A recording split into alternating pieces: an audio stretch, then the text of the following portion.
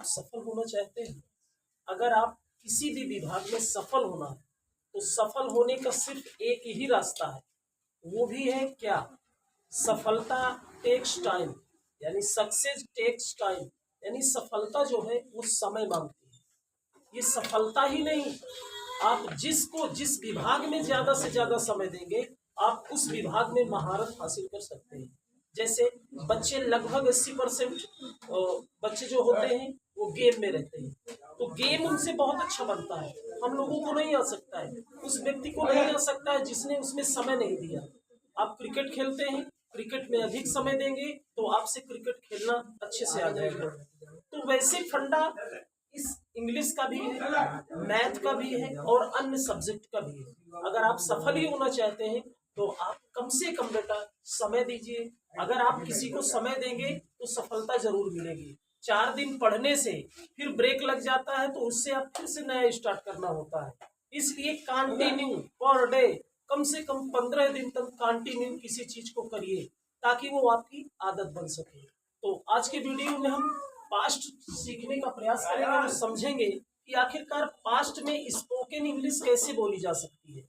बोली जा सकती बहुत आसान तरीका है। मैंने इस बोर्ड में आपको देखिए 2 प्रकार के स्पोकन के माध्यम से सेंटेंस राइट करवाए हैं कि आखिरकार सिंपल पास्ट और पास्ट इंडेफिनिट क्या होते हैं। जैसे पहले सिंपल में समझने का प्रयास करेंगे। पास्ट का मतलब जो बीता हुआ समय, जिसकी पहचान था वाज वर होती है ना। तो उसमें क्या होता है, सब्जेक्ट के बाद वाज वर का यूज करिए, उसके बाद या तो आप नाउन यूज करिए या तो आप एडजेक्टिव का यूज कर सकते हैं। जैसे मोहन एक राजा था, रावण लंका का राजा था। जैसे रावण एक व्यक्ति है, वो राजा था। क्या था? राजा था। तो राजा क्या है? नाउन है ना। जैसे एक किसान था, ठीक है ना, एक किसान था, देयर वाज अ फार्मर। जैसे मोहन सुंदर था, मोहन सुंदर था, मोहन अच्छा था। तो ये जो अच्छा था, सुंदर था, ये सब क्या है? ये एडजेक्टिव है। तो यानी मेरे कहने का मतलब ये है कि सब्जेक्ट के बाद वाज वर और उसके बाद नाउन या एडजेक्टिव का आप यूज कर सकते हैं।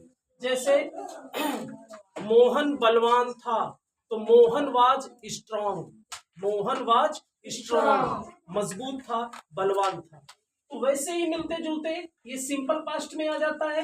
और उसके बाद हम सेकंड स्टेप में चलते हैं और सेकंड स्टेप में सिंपल पास्ट नहीं, पास्ट इंडेफिनिट सीखेंगे। तो पास्ट इंडेफिनिट की क्या होता है, सब्जेक्ट के बाद V2 का यूज प्लस अदर वर्ड अगर आप यूज करते हैं तो वो पास्ट टेंस में होगा, ठीक है ना। उसका एग्जांपल देख लेते हैं। जैसे तुमने अंग्रेजी बोला, you spoke English, subject verb का सेकेंड फॉर्म और अदर वर्ड। जैसे तुमने एक पत्र लिखा, तो यू रोट अ लेटर, है ना। मैंने पानी पिया, आई ड्रैंक वाटर। यानी कहने का मतलब सब्जेक्ट के बाद वर्ब का सेकेंड फॉर्म और अदर वर्ड। ये बहुत इंपॉर्टेंट है। क्यों इंपॉर्टेंट है? अभी हम नीचे चलेंगे तब हमको समझ में आएगा कि आखिरकार क्यों इंपॉर्टेंट है। क्योंकि इंग्लिश स्पोकन में इसी की सबसे बड़ी भूमिका है। स्पोकन में ही नहीं, कोई भी क्वेश्चन आंसर बनाए जाते हैं, स्टोरी होती है, बुक में होती है, तो पास्ट में ही लगभग लगभग होती है। जैसे कुछ सीखने का हम प्रयास करेंगे स्पोकन के तौर पे और ग्रामेटिकल तौर पे। जैसे इंट्रोगेटिव है, क्योंकि इंट्रोगेटिव से ही बेटा क्वेश्चन बनते हैं और इंट्रोगेटिव से ही क्वेश्चन का आंसर बनता है। जैसे मैंने आपको एक सेंटेंस दिया, अगर जैसे फार्मूला इंट्रोगेटिव में क्या है, एसनो टाइप्स वाला, सबसे पहले डिड यूज होगा, उसके बाद सब्जेक्ट प्लस वर्ब का फर्स्ट फॉर्म और अदर वर्ड होगा, है ना। जैसे क्या तुमने खिलौने बेचे थे, तो डिड यू सेल टॉयज, है ना।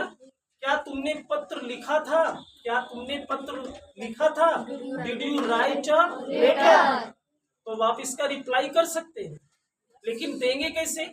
यस नो टाइप से।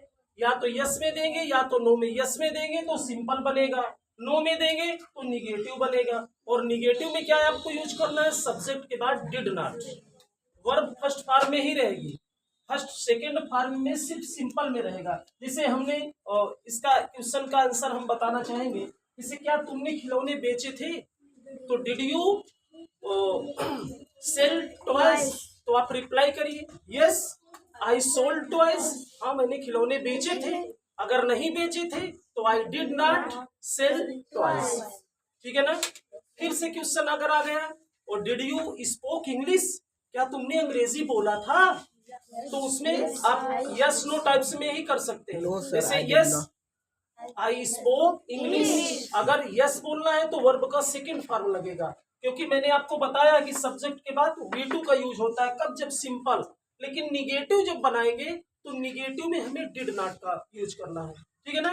तो अगर नहीं बताना है तो मैंने अंग्रेजी नहीं बोला तो I did not speak English. I hope आपको ये क्लियर हो गए होंगे कि पास्ट में आखिरकार क्वेश्चन से आंसर कैसे बनते हैं। ठीक है ना। और एक होता है जो क्वेश्चन में बहुत इंपॉर्टेंट होता है, जैसे एक यूज है इंट्रोगेटिव का सेकंड टाइप्स वाला। सेकंड टाइप्स का फार्मूला होता है बेटा, सबसे पहले WH फैमिली हो जाएगी प्लस डिड आ जाएगा। ठीक है ना। फिर आ जाएगा सब्जेक्ट प्लस आ जाएगा वर्ब का first form plus other word. अगर आपको नॉट लगाना है सब्जेक्ट के बाद आप नॉट लगा सकते हैं। ठीक है ना। जैसे एक एग्जांपल लेते हैं, तुमने खाना कहाँ खाया था, तुमने खाना कहाँ खाया था, ये भी क्वेश्चन है। क्या है, क्वेश्चन है ना। तुमने खाना कहाँ खाया था, तो देखिए फार्मूले के अकॉर्डिंग चलेंगे ना तो बिल्कुल इजी है। जैसे फार्मूले के अकॉर्डिंग हम सबसे पहले WH इसको उठा लेंगे, वेयर है ना, तो वेयर का यूज कर देंगे बेटा। समझ में आ रहा है ना। Yes sir. फिर उसके बाद हमें चाहिए डिड, तो हमने डिड यूज कर दिया। सब्जेक्ट चाहिए, सब्जेक्ट यू है, यू हमने यूज कर दिया। What it. Then after use करेंगे हम वर्ब का फर्स्ट फॉर्म खाया, ईट आ जाएगा। ठीक है ना। Eat food. तो हमारा क्वेश्चन तैयार हो गया। Where did you eat food, where did you eat food, तुमने खाना कहाँ खाया था। तो आप इसका रिप्लाई भी कर सकते हैं आई एट। सिंपल में बोलेंगे तो बस यही ध्यान देना, सब्जेक्ट के बाद V2, हमने खाना घर में खाया था, तो इसका ट्रांसलेशन बना दो I ate food in the home, I ate food in the class, ETC। कहीं भी कोई भी प्लेस दे दीजिए, क्योंकि वेयर क्या सर्च करता है, प्लेस, है ना। तो आई होप आपको ये क्लियर हो गए होंगे। इससे भी कम से कम 10 सेंटेंस और वो यस नो टाइप से भी कम से कम 10 सेंटेंस बनाना है और उनको इंग्लिश में रिप्लाई करना है। ठीक है ना। तो आज का वीडियो आई होप बहुत अच्छा लगा होगा। तो वीडियो अच्छा लगेगा तो अधिक से अधिक शेयर करिए। अगर चैनल में नए हैं तो चैनल को सब्सक्राइब जरूर करिएगा। तो आज के वीडियो में बस इतना ही। Thank you, take care.